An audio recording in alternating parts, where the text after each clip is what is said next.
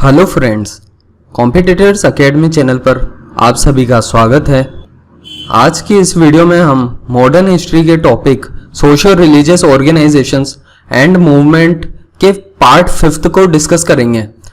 दोस्तों, अगर आपने इस टॉपिक के पहले 4 पार्ट की वीडियो नहीं देखी है तो आप आई बटन पर क्लिक करके पहले 4 पार्ट की वीडियो को देख सकते हैं। वीडियो में आगे बढ़ने से पहले मैं आपको बताना चाहता हूँ कि ये एक 1 guaranteed questions in UPSC prelims 2020 series का पार्ट है और यहाँ पे हम यूपीएससी प्रीलिम्स 2020 में आने वाले बहुत ही इम्पोर्टेंट टॉपिक्स को डिस्कस करने वाले हैं जिनसे क्वेश्चंस आने की प्रोबेबिलिटी बहुत ज़्यादा हाई है। तो आप इस वीडियो सीरीज के साथ बने रहें, चैनल को सब्सक्राइब कर लें और अगर आपको वीडियो पसंद आती है तो लाइक ज़रूर करें। तो चलिए दोस्तों, अब वीडियो शुरू करते हैं। श्री नारायण गुरु धर्म परिपालना मूवमेंट, ये एक केरला का बहुत इंपॉर्टेंट मूवमेंट था दोस्तों, और ये टेम्पल एंट्री से रिलेटेड मूवमेंट थे। अब आप देखो इसमें क्या है, श्री नारायण गुरु, ये एक्चुअली श्री नारायण गुरु के द्वारा चलाया गया था और इस मूवमेंट का नाम था अरावीपुरम मूवमेंट था। ठीक है, नारायण गुरु स्वामी के द्वारा केरला में चलाया गया था ये मूवमेंट। अभी अपन थोड़ा साउथ इंडिया की तरफ भी नज़र डाल रहे हैं यहाँ पे इस स्लाइड में।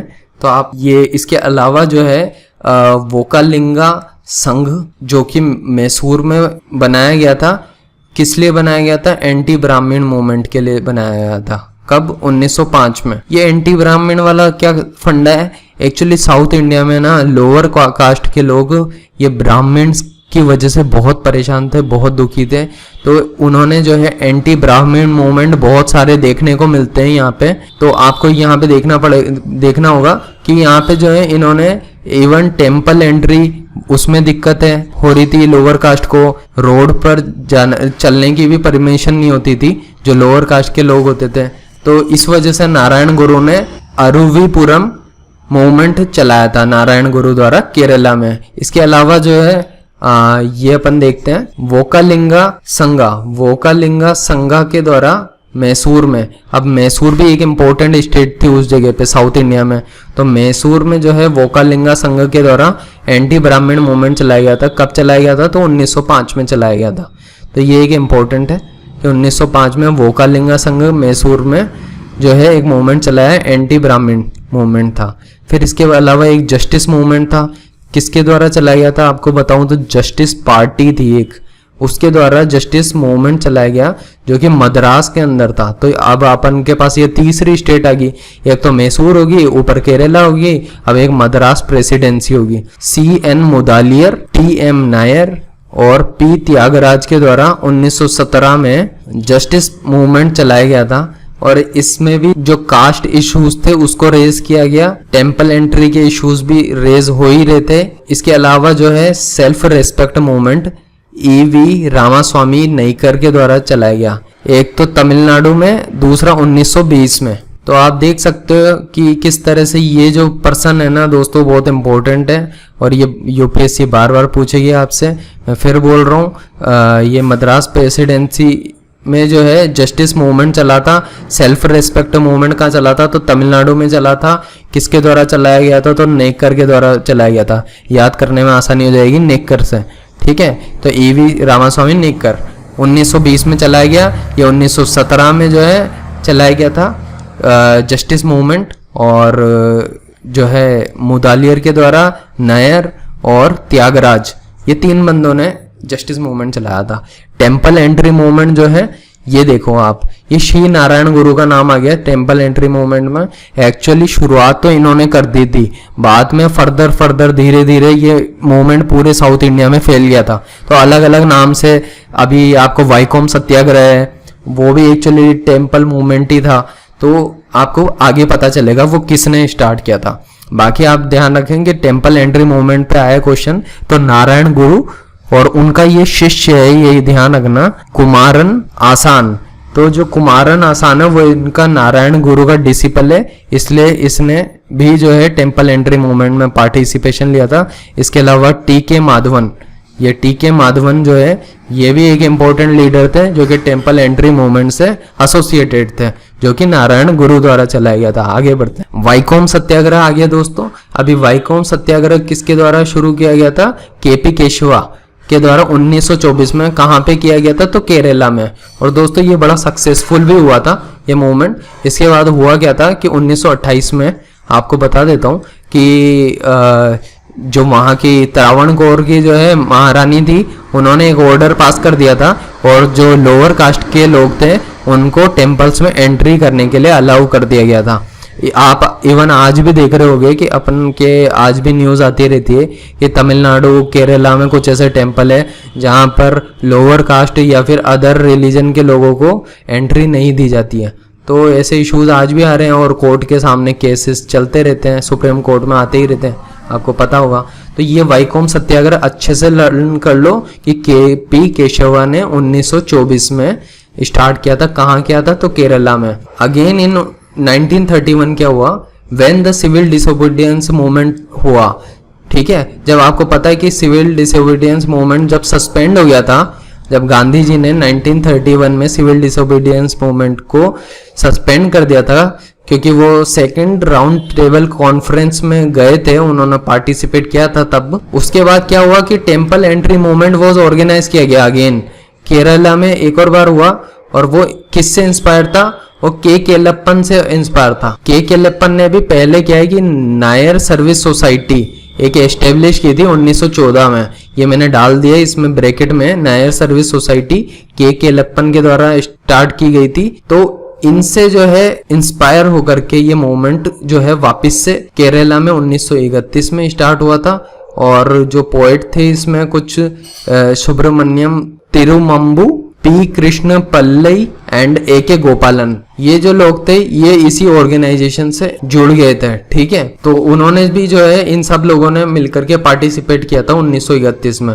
इसी तरीके का टेम्पल एंट्री मूवमेंट 1938 में राजगोपालाचारी के द्वारा भी मद्रास में चलाया गया था। तो आपको ये ध्यान रख रहा है कि मद्रास में टेम्पल एंट्री मूवमेंट किसने चलाया? तो राजगोपालाचारी ने चलाया। केरला में किसने चलाया? 1924 में वाईकोम सत्याग्रह, तो ये केपी केशवा ने चलाया। बाकी नारायण गुरु तो ultimate main temple entry movement के मतलब लीडर बने रहे थे शुरुआत से ही। तो नेक्स्ट है दोस्तों ये टीटू मीर्स मूवमेंट। ये एक तरीके का पीजेंट मूवमेंट था दोस्तों। पीजेंट इसलिए कह रहा हूँ, ये जो टीटू मीर था, जिसका असली नाम कहें तो मीर निथर अली नाम था इसका। ये तो खुद एक डिसिपल था किसका? अगर कहें तो ये सैयद अहमद बरेलवी का जो है डिसिपल था। मैंने सैयद अहमद बरेलवी के बारे में पहले भी स्लाइड में बताया कि ये वहाबी मूवमेंट से जुड़े हुए थे, उसके फाउंडर थे। उन्हीं का एक शिष्य था टीटू मीर। और टीटू मीर ने जो है क्यों चलाया था ये पीसेंट मूवमेंट? क्योंकि ये खुद एक पीसेंट लीडर था। मतलब जो पीसेंट होते हैं, पीसेंट कौन होते हैं?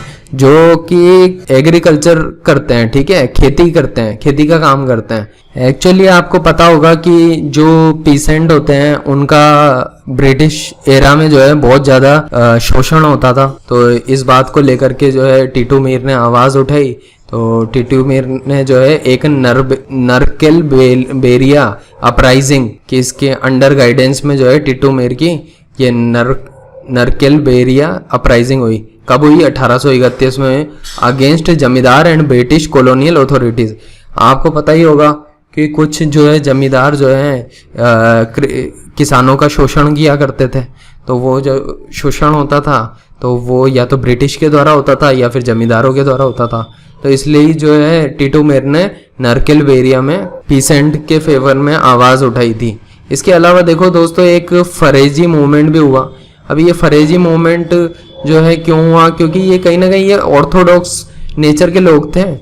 देवबंद मूवमेंट हो गया, ये मुस्लिम ऑर्थोडॉक्स हैं सारे। इनके द्वारा जो भी मूवमेंट चलाए गए हैं ये मुस्लिम ऑर्थोडॉक्स के द्वारा, वो इस्लाम को प्रोटेक्ट करने के पर्पज से चलाए गए थे। इनको कहीं ना कहीं इस बात का डर रहता था कि हिंदू रिलीजन वाले जो हैं आकर के, या फिर जो क्रिश्चियन है ये ब्रिटिश है, ये ब्रिटिश क्रिश्चियन जो अथॉरिटीज हैं वो आकर के मुसलमानों को कन्वर्ट कर देगी। ये जो पर्पस से था ये मूवमेंट चलाए गए थे। अभी ये फरेजी मूवमेंट था 1818 का, ये हाजी शरियतुल्लाह के द्वारा चलाया गया था। फरेजी मूवमेंट हाजी शरियतुल्लाह के द्वारा और कब चलाया गया था? तो 1818 में चलाया गया था ये movement by Haji Shariatullah to give up un-Islamic practices and act upon their duties as Muslims. The movement protected the rights of tenants. तो ये भी किसानों के जो भी टेनेंट्स हैं उनके भी राइट्स थे, उनको प्रोटेक्ट करने का इनका काम था। तो इन्होंने भी फरेजी मूवमेंट में मुस्लिम्स को प्रोटेक्ट किया इस तरह से। इसी तरह से देवबंद मूवमेंट था, ये भी काफ़ी मुस्लिम ऑर्थोडॉक्स टाइप की सोसाइटी थी। कौन चला रहा था? 1866 की बात है। ये देवबंद मूवमेंट स्टार्ट हुआ था मोहम्मद कासिम नानातोवी और राशिद अहमद गंगोही, इन्होंने मिलकर के जो है देवबंद मूवमेंट को चलाया था। आगे है ये देखो दोस्तों, ये लास्ट कुछ और ऑर्गेनाइजेशन है। ये है रहनुमाई मजदयासनान सभा। अब ये जो थी एक पारसी रिफॉर्मर ऑर्गेनाइजेशन थी, तो ये रिलीजियस रिफॉर्म एसोसिएशन नाम से भी जाना जाता है इसको। तो ये कौन लेकर के आया था? ये एक्चुअली जो है नौरोजी फरदोसी और इसके अलावा कहें तो दादा भाई नौरोजी, ये तो बड़े इंपॉर्टेंट बंदे हैं दादा भाई नौरोजी, ये इसके मेंबर थे। इसके अलावा KR कामा और SS बंगाली के द्वारा ये रिलीजियस रिफॉर्म एसोसिएशन चलाई गई थी और ये रिफॉर्म लाना चाहते थे पारसी रिलीजन में, इस वजह से ये ऑर्गेनाइजेशन आई थी। इसके अलावा देखो बाल शास्त्री जाम्बेकर की बात करें तो ये बाल शास्त्री जाम्बेकर क्यों फेमस हुए हैं? क्योंकि इन्होंने जो है ज्ञान प्रसारक मंडलियाँ चलाई। ज्ञान प्रसारक से ही पता चल रहा है कि इन्होंने लोगों के बीच में नॉलेज स्प्रेड करने के लिए, ज्ञान प्रसार करने के लिए बाल शास्त्री जाम्बेकर ने 1832 में जो है ये इस तरह से एक छोटी छोटी मंडलियाँ बनाई ताकि लोगों में रैशनल विचार आए। और इनको बोला जाता है फादर ऑफ मराठी जर्नलिज्म का भी फादर बोला जाता है। क्यों? For his efforts in starting journalism in Marathi language with the first newspaper in the language named दर्पण। दर्पण के नाम से इन्होंने न्यूज़पेपर स्टार्ट किया था। पहला न्यूज़पेपर था जो महाराष्ट्र में स्टार्ट किया गया था। तो इस वजह से जो है ये बाल शास्त्री जाम्बेकर को याद करने के पीछे दो वजह हो सकती है। एक तो ज्ञान प्रसारक मंडली किसने एस्टेब्लिश की थी? महाराष्ट्र में, तो बाल शास्त्री जाम्बेकर। दूसरा ये हो गया कि दर्पण मैगजीन कौन पब्लिश करता था? तो वो भी बाल शास्त्री जाम्बेकर करते थे। दोस्तों इस वीडियो में इतना ही था और वीडियो की PDF जो है आपको हमारे टेलीग्राम चैनल के लिंक जो कि डिस्क्रिप्शन बॉक्स में आपको दिया जाएगा उसमें मिल जाएगी और आप किसी भी तरह की क्वेरी पूछ सकते हो हमसे कमेंट बॉक्स में लिख करके। बाकी इसके अलावा अगर आपको वीडियो दोस्तों पसंद आई हो तो आप वीडियो को लाइक करें, चैनल को सब्सक्राइब करना ना भूलें और इसी तरीके की 1 क्वेश्चन की गारंटीड सीरीज को कंटिन्यू किया जाएगा और सभी सब्जेक्ट से बहुत जो इम्पोर्टेंट क्वेश्चन है आने की जो हाई प्रोबेबिलिटी संभावना है वो सबको कवर किया जाएगा। और तो आप इस चैनल से जुड़े रहिए, अपने दोस्तों के साथ भी शेयर करें। दोस्तों इस वीडियो को अंत तक देखने के लिए दोस्तों बहुत बहुत धन्यवाद।